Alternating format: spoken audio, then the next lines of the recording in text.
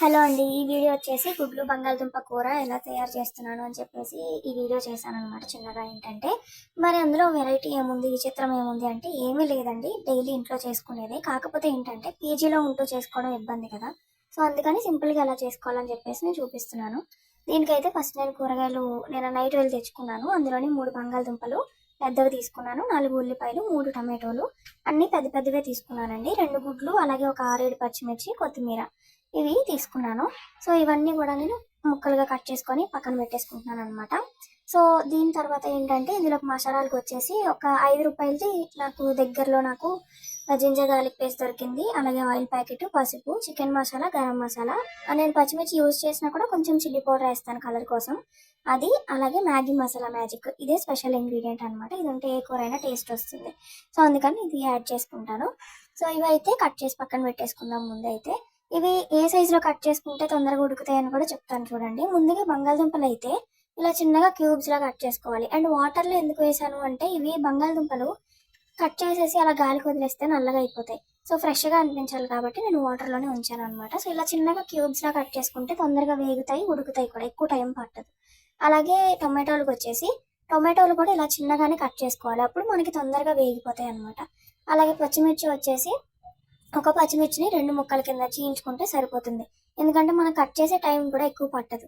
2 ఉల్లిపాయలు వచ్చేసి సింపుల్గా ఇలాగా నేను చిన్నగా కట్ చేసుకున్నాను, సన్నగా కట్ చేసుకున్నాను. దానివల్ల ఉల్లిపాయలు త్వరగా వేగుతాయి కూడా, ఎక్కువ టైం కూడా పట్టదు కట్ చేసుకోవడానికి. సో తొందరగా కూరగాయలన్నీ కూడా కట్ చేసి పక్కన పెట్టేశానండి. కొత్తిమీర అండ్ గుడ్లు వచ్చేసి లాస్ట్లో ఉంచేసాను, లాస్ట్లో చూసుకుందామని చెప్పి ఫ్రెష్గా వేద్దామని. సో ముందుగా అయితే ప్రాసెస్ స్టార్ట్ చేసేటప్పుడు ఆయిల్ వేసుకొని హీట్ చేసుకున్నానండి. దాని తర్వాత ఇందులోకి కొంచెం పచ్చిమిర్చి అయితే యాడ్ చేసేసాను. ఈ పచ్చిమిర్చికి ఇలా బొబ్బలు వచ్చేంత వరకు ఉంచేసి దాని తర్వాత ఇందులో ఆనియన్స్ యాడ్ చేశాను. సో ఆనియన్స్ పైన అయితే కొంచెం సాల్ట్ కూడా చల్లేసాను అనమాట. ఎందుకంటే మనకి సాల్ట్ వేసుకుంటే బాగా వేగుతుంది. సో అందుకని చెప్పేసి స్టార్టింగ్లోనే సాల్ట్ చల్లుకున్నాను. కొంచెం సాల్ట్ వేసి బాగా కలిపేసి బాగా వేగనివ్వాలన్నమాట. లో ఫ్లేమ్లో పెట్టి ఒక 10 మినిట్స్ వరకు వదిలేసామంటే అదే మగ్గుతుంది. సో ఒక 10 మినిట్స్ తర్వాత మనకి ఆనియన్స్ అయితే బాగా వేగుతాయండి. దాని తర్వాత మనం దీంట్లోకి బంగాళదుంప ముక్కల్ని అయితే యాడ్ చేసేసుకోవాలి. స్టార్టింగ్లో ఉల్లిపాయలు ఒక 50% వేగిన తర్వాత యాడ్ చేసుకుంటే సరిపోతుంది. ఎందుకంటే బంగాళదుంపతో కాబట్టి మళ్ళీ వేగుతాయి కాబట్టి. సో ఇలా ఇవి వేగుతూ ఉండగానే ఓ పక్కన మనం గుడ్లు కూడా ఉడికించేసుకుంటే పనిలో పని అయిపోతుంది అనమాట. సో 2 పక్కల చేసుకుంటే మనకి వర్క్ ఈజీగా అవుతుంది, టైం కూడా కలిసి వస్తుంది. సో అందుకని పక్కన గుడ్లు ఉడికిస్తున్నాను.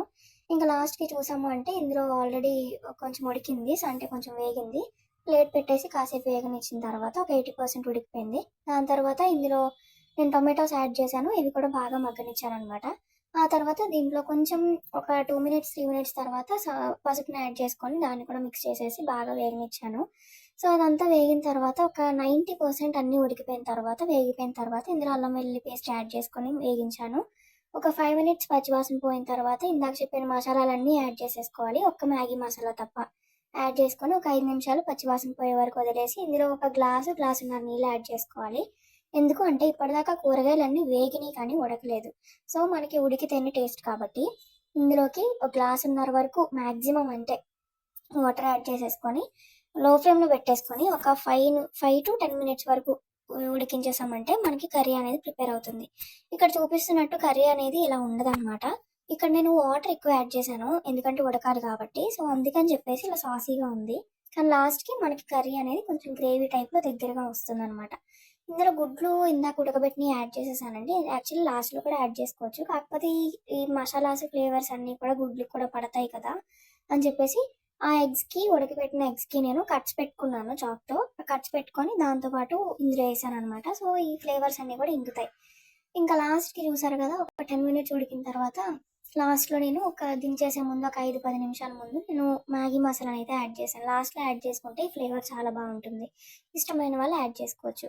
సో ఇంకా లాస్ట్కి మొత్తం చూసారు కదా గ్రేవీ టైప్లో ఎలా వచ్చిందో, అంటే దగ్గరగా కర్రీ అయితే అయిపోయిందనమాట. ఇంకా నేను అసలు ఆగలేకపోయాను, ఎందుకంటే మార్నింగ్ టిఫిన్ చేయలేదు, డైరెక్ట్ ఆఫ్టర్నూన్ లంచ్ కాబట్టి ఇది నాకు బ్రేక్ఫాస్ట్ కమ్ లంచ్ అంటే బ్రంచ్ కింద అయిపోయింది. సో ఎగ్ వేసుకొని అలా గుడ్లు బంగాళదుంప వేసుకొని అన్నంలో వేడి వేడి అన్నంలో కలుపుకొని తింటుంటే ఆహా ఎంత బాగుందో అనిపించింది.